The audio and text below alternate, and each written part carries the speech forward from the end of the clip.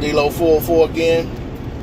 Back at you. Want to make a quick video. Want to talk about this HBO thing one more time. I said yesterday when I made my original video that I was going to double back on this subject. I just didn't have time yesterday. Before I get into that, I want to say shout out to the LDBC. Shout out to my subscribers. Welcome back to the channel. If you're a repeat viewer, I ask that you please subscribe. Even have to subscribe to the channel. If you're feeling the content, please like, share, comment, and subscribe as well. When it comes to this when it comes to this HBO situation, and for some reason I feel like I said WBC, but I meant to say HBO. If I said that originally when I talked about what I'm gonna make the video about. But anyway, when it comes to this HBO situation, you know, news is out. I'm sure everybody's heard HBO folded their boxing program. They're gonna finish out the year, and anything in the foreseeable future, they're not really trying to do any live cards 2019 and beyond. Well,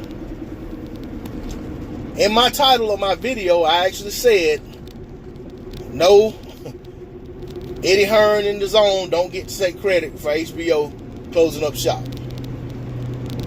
And I'm paraphrasing a little bit. I didn't actually say it that way because I ran out of characters. But anyway, you know, the Zone and Eddie Hearn don't get to take credit for HBO folding. As I stated, and as I've seen a lot of other people state in their videos, I watched a few last night. HBO basically shot themselves in the foot. You know, I mean, they pretty much shot themselves in the head. I mean, it was, you know what I'm saying, it was programming suicide is what HBO basically done over the last several years. And I'm going to get into what I mean by that. You know, HBO has allowed some very poor cards to be shown on their network. Prime example of that Superfly series, Superfly 3, I think it was, that was on a couple weeks ago that did poorly. It had an average numbers of around 200-something thousand viewers, average viewership. I mean, that was terrible. But, I mean, that's kind of been what HBO's been trending toward over the last several years. I mean, they let Floyd Mayweather walk, and I mean, pretty much with little resistance. And I think it was more so because, you know what I'm saying, they felt like they didn't need him. I mean, they felt like they were HBO, they're the flagship network when it comes to U.S. boxing. And they felt like, hey, we can put the cards together. We don't need Floyd. Let Showtime deal with him. And they actually, you know, I remember when that came about, people were talking about Showtime was crazy. They put all this money in Floyd Mayweather and they're losing money. That's what the narrative was. That Showtime was losing money with the money they invested in Floyd Mayweather. Yet and still, when you fast forward, you know, 5-6 years later to present day, or however long it's been, you know, you fast forward and there it is. Floyd Mayweather's made some of the biggest purses, made the biggest purses in boxing. Probably made more money in those few years with Showtime than he did in all his years with HBO. Showtime boxing is thriving, and HBO boxing is closing up camp. So that tells me that Showtime was on the right side and made the right play, while HBO made a mistake. But it doesn't stop with the Floyd Mayweather thing. I mean, you got commentators just doing a horrible job calling fights. I mean, every forum I go on, I don't care if that's on Boxing Scene, I don't care if I'm on Facebook, I don't care if I'm on Twitter, the little time I spend on Twitter, I don't care if it's here on YouTube. Everybody that talks about HBO Boxing's commentary talks about they'd rather watch the fight with the volume off because the commentary is so horrible.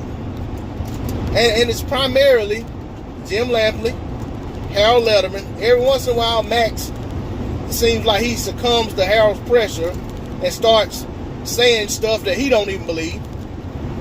And Roy kind of acts like he don't want to overrule him sometimes, so he just kind of talks about something different. But, you know, that has a lot to do with it, man. They turned off the fans so badly with their commentary. They turned off the fans with their fight cards. They turned off the fans with this humongous, tremendous push that they put behind Eastern European fighters, that I have no issue with the fighters. You know what I'm saying? My issue is more so with the fact that they get all this push while you got good American talent right here that you just take a crap on, you know? Always will put down Andre Ward when he was fighting. You know, always try to tell people that, you know, he's not an exciting fighter, he's boring, he's this, you know, just put the guy down. You know, but he's steadily out there just cranking out wins. And of course, they did the same thing to Floyd, really, when he was fighting. They talked about how his fights were lackluster, this, that, and the other. But you can't argue with the results. The guy was still winning fights, undefeated. You know, and it's not just the fact that, you know, they talk down on the good American fighters. It was also that, you know, it seemed as if they went out of their way to try to not have these guys on their network on a consistent basis. You know, and I'm not talking about the Andre Wards and Floyd Mayweathers of the world. I'm talking about the guys that were, you know, up and coming or established but not superstars. You know, they kind of just got away from it. So like Danny Jacobs was like the lone survivor who stayed at HBO. And, you know, and it's just shameful that they let it get that far. But it's like they fell in love with fighters from a certain region.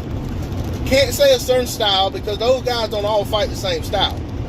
But they fell in love with fighters from a certain region. It's like they strategically said, we're going to push these guys. We're going to make them all stars. They're all on our network. We're going to be loyal to them. And it's going to pay dividends. And what happened was they built these guys up to be so great that you had fans turn against the guys even if they initially liked them. Because all they would hear was how great they were doing. And all they hear is when you watch one of their fights, you hear how they're doing such great work, and you're watching it like, wait, he's not even landing punches. Or this is a close fight, and you guys keep trying to tell me he's dominating this fight because you like the guy?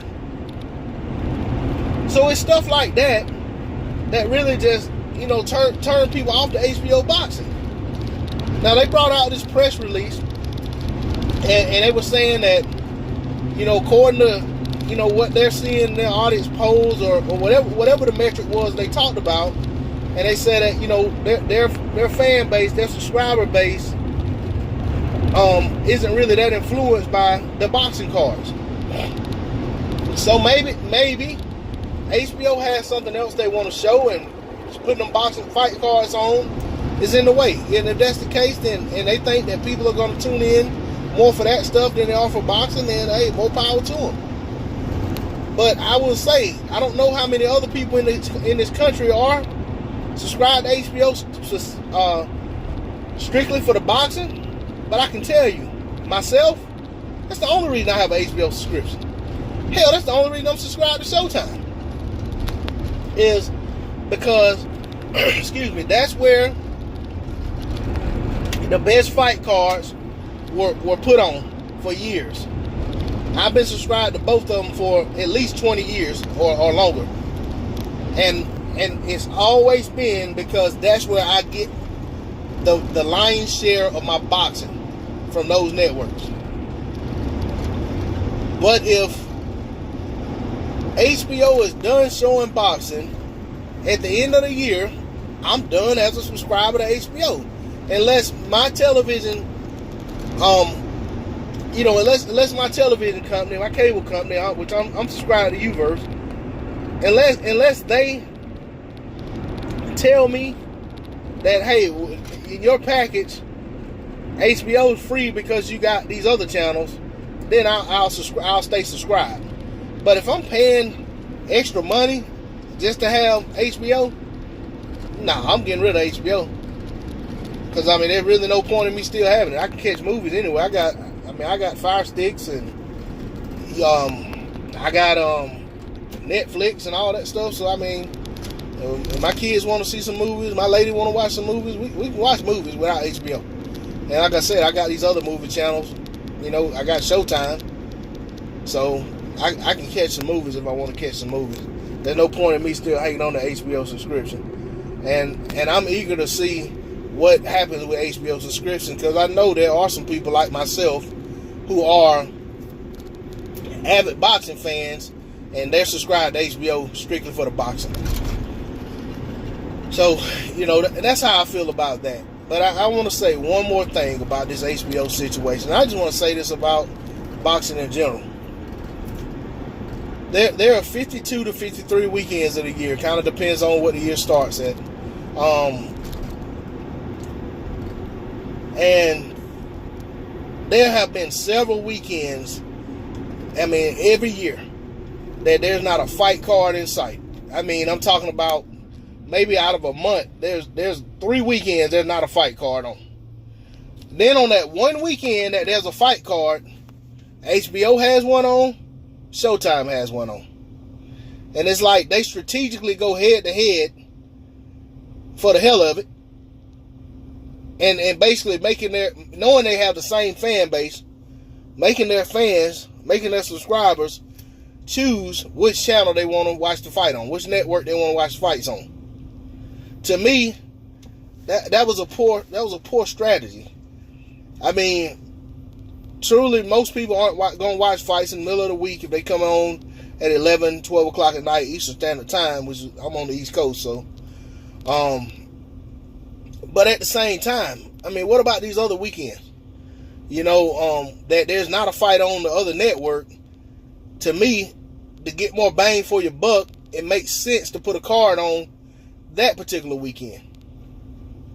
And that's the type of stuff that's gone on in boxing over the years, and that was always my gripe, is like, man, there's not a boxing card on this weekend. There's not a boxing card on next weekend. But then that following weekend, HBO and Showtime both got cards on, and they're both good cards. You know, of course, this was years ago because HBO hadn't put on good cards in a while. But I used to really get under my skin. And, you know, lately, of course, when they do it, I just watch the Showtime card, because the Showtime card is typically that, you know, a lot better than the HBO card. But it's like, if HBO saw that they were floundering, they could have helped themselves by putting on cards when Showtime didn't have a card on. Because it's not like these cards just pop up. I mean, we know the schedule at least a month out that, hey, it's going to be a fight card on in a month. You know, so they know. But they steadily chose to go head to head as if they wanted to prove to one another that, you know, we are the premier boxing network. You guys are just, you know, falling behind. And to me, you know, that wasn't good for the fans or the network. But I don't think they could see that. So I'm hoping that with this new environment we got with the fight cards and with boxing, when you're gonna have ESPN Plus putting on cards, you got Showtime putting on cards, you got Fox, CBS, whatever. And I know that there are gonna be some times that there are gonna be multiple cards on, but I don't want there to be weekends that there's no boxing on, and then there's one weekend out the month that there's a fight card on 4 different networks. I mean, that, to me, that's just a poor business model. I mean, because at the end of the day, I can watch boxing every single weekend and I wouldn't complain. And they don't have to be the absolute best cards in the world. I just want to watch some boxing. Because I realize every boxing event can't be a stacked card. But if you're a real boxing fan, you're not out there just checking for the premier fighter. You're watching fights. You're watching boxing. You're supporting the sport. So, with that said, I just want to end it on, no, Eddie and the Zone aren't the reason that HBO folded up the boxing program. I mean, it is the fact that streaming is now a viable commodity in the boxing world a factor? Yeah, I'm sure that has something to do with it, because HBO was already struggling to stay afloat and compete with Showtime. And then when they ran Top Rank off, they went to ESPN and got a great deal. So now they had to compete with ESPN and an ESPN Plus app. And then you got these other networks showing boxing as well, these smaller networks. And then now you got DAZN, who is like the low man on the totem pole. They're trying to make some noise. So I mean, when you think about it, it all factors in. But I got people coming on my video saying that, basically big up in Eddie Hearn and, so forth and so on. Like, they just took HBO out because they put on a fight card. I mean, the DAZN card they showed in the U.S. was nothing to write home about. And I don't know how many subscribers they got in totality in the United States. Some guy told me on another video that they had 500,000 subscribers tune in to watch the Joshua fight. And I told him, yeah, it's more like before I believe it's 500,000, I believe it's 500, period. And it may be closer to 5,000. I have no idea, but I don't believe it's 500,000. I personally don't know 5 people who bought that card. I don't know one person that bought the card, including myself. I didn't buy it.